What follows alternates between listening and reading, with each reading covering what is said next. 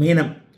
மீனராசிக்காரர்களுக்கு 7ஆம் இடம் ரொம்ப வலிமையாக இருக்கிறது. கணவன் மனைவி உறவுகள் நன்றாக இருக்கும். கணவன் யார் மனைவி யார் என்பது அடையாளம் காட்டப்படக்கூடிய ஒரு நல்ல வாரம். காதல் கைகூடும். புதிய காதல் வரும். ஏற்கனவே பிரேக்கப் ஆகிடுமோ நினச்சிக்கிட்டு இருக்கிற காதல் ஃபெவிகால் போட்டு ஒட்டின மாதிரி மறுபடியும் முன்ன இருக்கிறத விட ரொம்ப பெரிய அளவில் நல்லா இருக்கும். ஆகவே மீனராசிக்காரர்களுக்கு 7ஆம் பாவகம் நட்பு காதல் போன்ற அமைப்புகள் கணவன் மனைவி உறவுகள் மிகப்பெரிய அளவில் செழுமையாக செழிப்பாக இருக்கக்கூடிய ஒரு நல்ல வாரமாக இந்த வாரம் அமைஞ்சிருக்கு.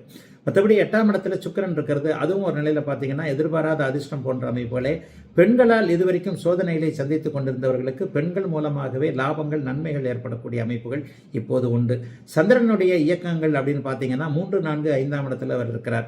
3ஆம் இடத்துல வாரத்தின் ஆரம்பத்தில் உச்சனாக இருப்பது கலைத்திறமை கொண்டவர்களுக்கு வாய்ப்புகள் கிடைத்து புகழ் அடையக்கூடிய அமைப்பு. ஒரு நல்ல வாய்ப்பு கிடைச்சு அந்த வாய்ப்பை அப்படியே தட்டாமல் சிந்தாமல் சிதறாமல் அதை அப்படியே உபயோகப்படுத்தி கொண்டு அதன் மூலமாக எதிர்கால முன்னேற்றத்தை நீங்கள் அனுபவிக்கக்கூடிய நல்ல அமைப்புகள் இப்போது கண்டிப்பாக மீனராசிக்காரர்களுக்கு உண்டு.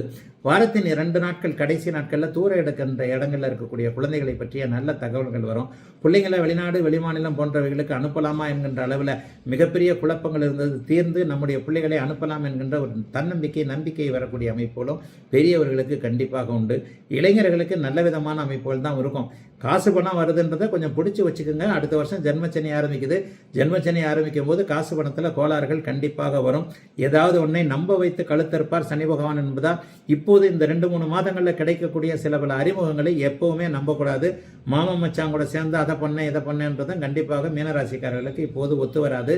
சொந்தக்காரர்கள்ட்ட ஒரு அடி தள்ளியே இருக்கணும். நட்புகளை பற்றி கொஞ்சம் கவனமாக இருக்கணும். குறிப்பாக கிரெடிட் கார்டு விஷயங்களில் ரொம்ப கவனமாக இருக்கணும். அவருக்கு அதை வாங்கி கொடுத்தேன் இதை வாங்கி கொடுத்தேன், அவர் பணம் கட்டலைன்னா நான் தரேன் அப்படின்ட்டு என் உயிர் நண்பர் அந்த நண்பர் இந்த நண்பர் அப்படின்ற இந்த வேலையே இருக்கக்கூடாது மீனராசிக்காரர்களுக்கு. இவைகள் எதையாவது இப்போ பண்ணினீங்க அப்படின்னு சொன்னால் அது எல்லாமே அடுத்த வருஷம் ஜென்மச்சனி மார்ச் மாதம் ஆரம்பித்த உடனே உங்களுக்கு எதிராக வந்து நிற்கக்கூடிய ஒரு அமைப்புகளில் வரும்.